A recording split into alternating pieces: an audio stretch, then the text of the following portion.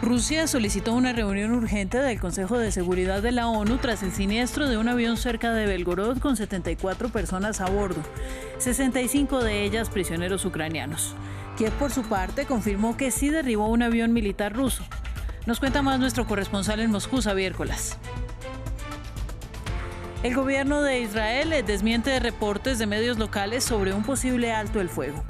El primer ministro, Benjamín Netanyahu, reiteró que aún no hay pacto y que no se detendrá hasta la destrucción de Hamás y el retorno de los rehenes aún secuestrados en la Franja de Gaza.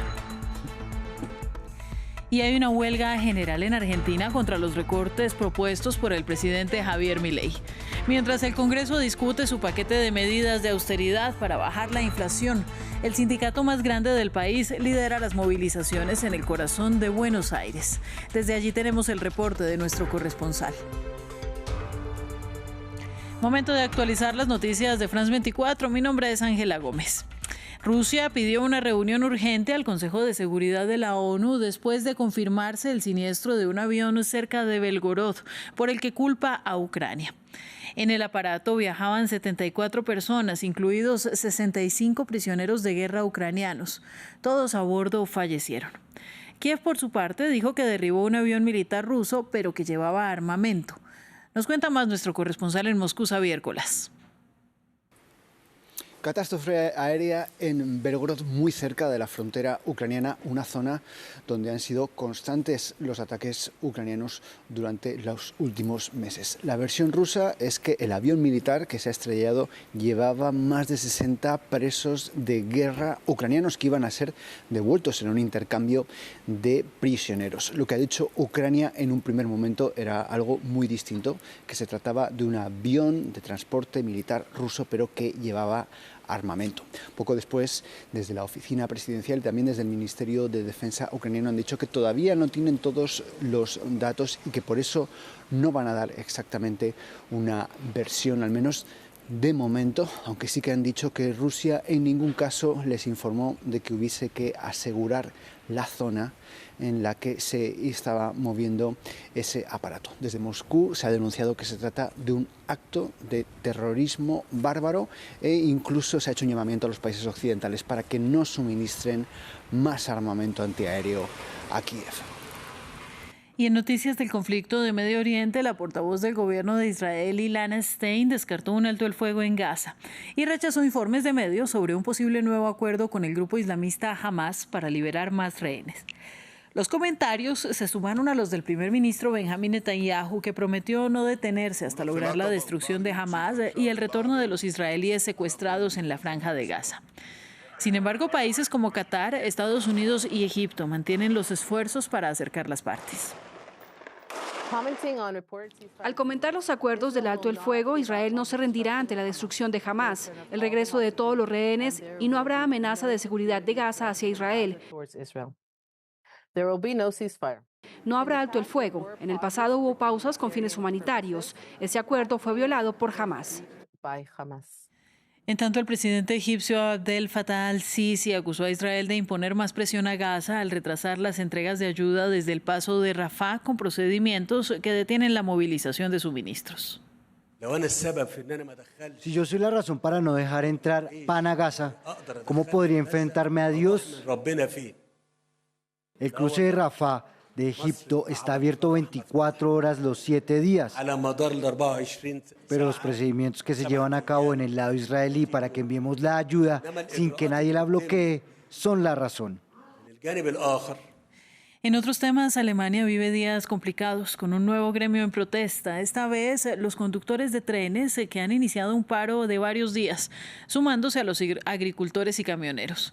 Estos últimos en conjunto protestan por la falta de garantías laborales y la desaceleración de la economía alemana. Los expertos ya advierten un gran costo tanto para el país liderado por Olaf Scholz como para el resto del continente europeo con esta nueva protesta. Andrés Triviño nos informa. Los conductores de tren en Alemania han iniciado la huelga más grande de su historia. Motivados por la falta de acuerdos para lograr un aumento de salarios y mejorar sus condiciones laborales, los transportistas ferroviarios acordaron paralizar casi por completo y durante al menos 6 días la red de trenes del país.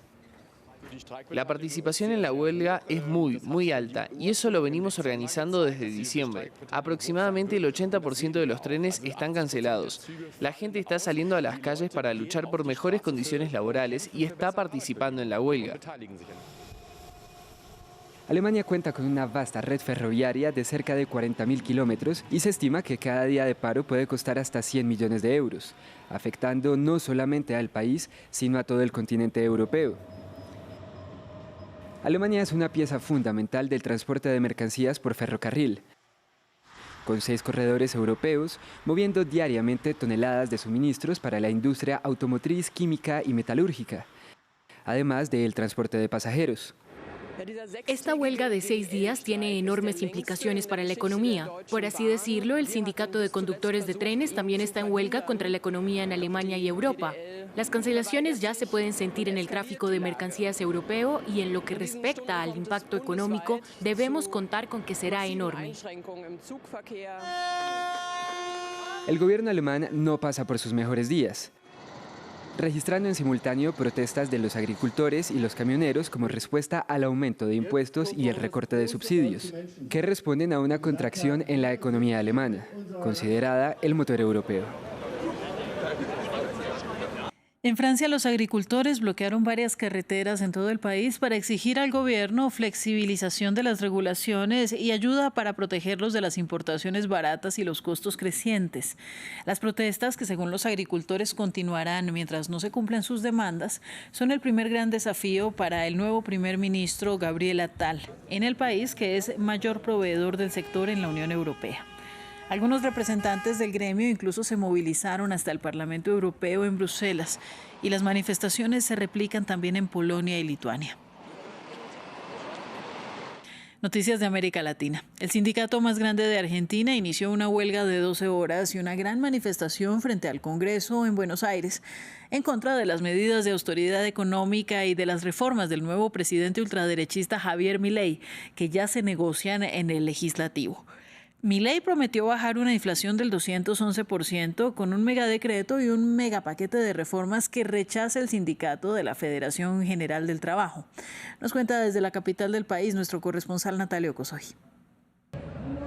Esta multitudinaria manifestación frente al Congreso de la Nación Argentina en la ciudad de Buenos Aires fue convocada por la Confederación General del Trabajo, la CGT, la principal central sindical del país, pero también se sumaron otras centrales y organizaciones sindicales, movimientos sociales, partidos políticos, parte del peronismo, partidos de izquierda, otras organizaciones también de la sociedad civil. Todo esto es en protesta por las políticas que busca implementar el presidente Javier Milei y es frente al Congreso de la Nación porque buscan convencer y presionar a los diputados y senadores para que no avalen estas propuestas que llegaron a través de una ley ómnibus que está siendo tratada en estos días en el Congreso y también de un decreto de necesidad y urgencia que incorporan ambos modificaciones muy profundas a la estructura económica, al régimen de trabajo en Argentina, también a la relación con los sindicatos. En muchísimos ámbitos de la Argentina hay modificaciones, incluso a la propia estructura del Estado. Todo esto tiene lugar en el marco de un paro nacional, el primero al que se enfrenta Javier Milei a solo 45 días del inicio de su gobierno. Es el presidente que más rápidamente ha debido enfrentar un paro general y es posible que protestas como estas se sucedan si no llega a haber una confluencia entre los intereses de estos sectores y los intereses de este gobierno nacional. Los efectos del fenómeno del Niño impactan Colombia. Las autoridades reportaron al menos 21 incendios forestales en distintas regiones del país. En Bogotá, los habitantes se ven afectados por el humo en los cerros orientales, mientras que las autoridades suman esfuerzos para contener las llamas. Informe de Andrés Triviño. El humo se apodera de los imponentes cerros orientales de Bogotá. Al menos 12 hectáreas de bosque han sido consumidas por las llamas durante los últimos días. La capital colombiana, una de las más altas del mundo, ha registrado temperaturas inusuales por encima de los 23 grados Celsius, agravado por las condiciones del terreno que dificultan las labores para contener los incendios. Entonces ahorita temperatura nos ha aumentado, el viento nos ha aumentado, hace crítica la operación, entonces dependemos de esas condiciones para ver si el helicóptero puede aterrizar a tomar el agua en la piscina que tenemos dispuesta. Pero Bogotá no es la única afectada. Al menos 21 incendios forestales azotan 7 departamentos en Colombia. La falta de lluvias y la ola de calor que vive el país son la mezcla perfecta para la formación de nuevos focos de incendios. El fenómeno del Niño tocó el país en noviembre del año pasado y según el Instituto de Meteorología aún quedan varios meses por delante, por lo que autoridades locales evalúan racionamientos generalizados de agua y distintas medidas para evitar daños mayores. Hemos aumentado el número de alertas en incendios forestales. La situación es muy crítica, por eso hoy enviaremos a más de 7 millones de miembros de Juntas de Acción Comunal en Territorio mensajes de prevención para ayudar a vigilar conjuntamente que precisamente estos incendios no se prendan. Este es un momento de un trabajo interinstitucional coordinado, que la política no nos distraiga, es muy importante estar coordinados. 2023 fue el año más caluroso a nivel mundial desde que se tiene registro según el Servicio de Cambio Climático Copérnicus y la Oficina Nacional de Administración Oceánica y Atmosférica de Estados Unidos, mientras se espera un 2024 aún más intenso. La fiscal general de Guatemala, Consuelo Porras, que encabezó una ofensiva judicial que amenazó la toma de posesión del presidente Bernardo Arévalo, se niega a dimitir y a reunirse con el nuevo mandatario. Ante las diversas declaraciones públicas y la tentativa de solicitar mi renuncia, hoy quiero enviar un mensaje claro y contundente al pueblo de Guatemala y al presidente de la República, para hacerle saber de forma categórica que soy respetuosa de las leyes del país y en consecuencia cumpliré con el mandato constitucional de 4 años, para el cual fui reelecta. Y en consecuencia no voy a renunciar.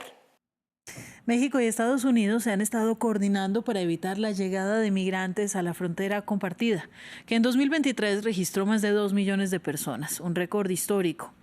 Pero para lograr evitar el tránsito, las autoridades mexicanas han aumentado la persecución de los migrantes, llegando hasta el popular tren llamado La Bestia. Luis Muñoz nos amplía. La Bestia de México apenas está cargando migrantes. Estos tratan de eludir el aumento de seguridad con el que tienen dificultades para acceder al tren. El problema está aquí, que como nosotros entramos ilegal, todo el mundo sabemos que siempre nos va a perseguir la ley. El tren de carga que cruza México, utilizado por los migrantes para llegar a la frontera con Estados Unidos, está rodeado de fuerzas del orden mexicanas. Es la respuesta a la petición de Estados Unidos de evitar la llegada de personas a la frontera compartida. Ante el aumento de la persecución en el tren, los migrantes caminan o se enganchan a camiones. También nos habíamos perdido por buscar un desvío de donde no hubiera migración, nos perdimos un día. También se esconden.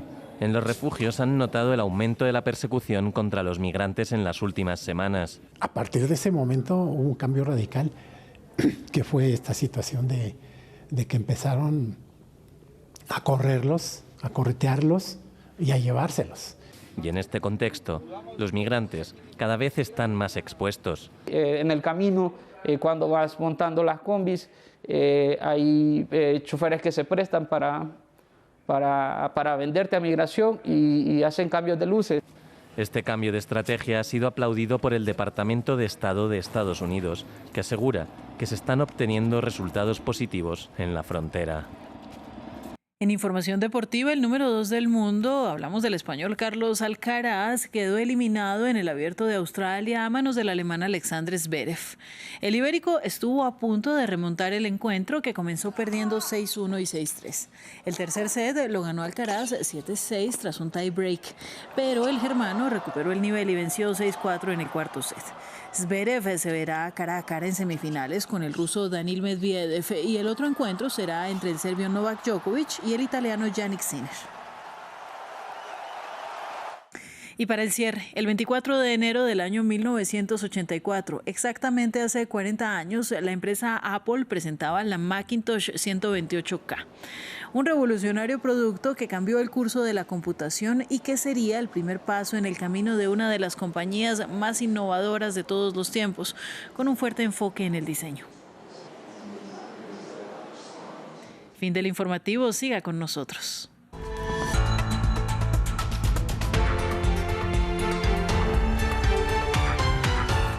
En France 24 es momento de hablar de ciencia y tecnología.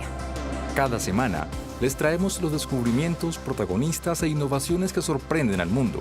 Este agujero negro tiene 4 millones de veces la masa de nuestro Sol. Los últimos desarrollos tecnológicos y científicos y su impacto en nuestro futuro. Acompáñenme en Ciencia y Tecnología en France 24 y France24.com.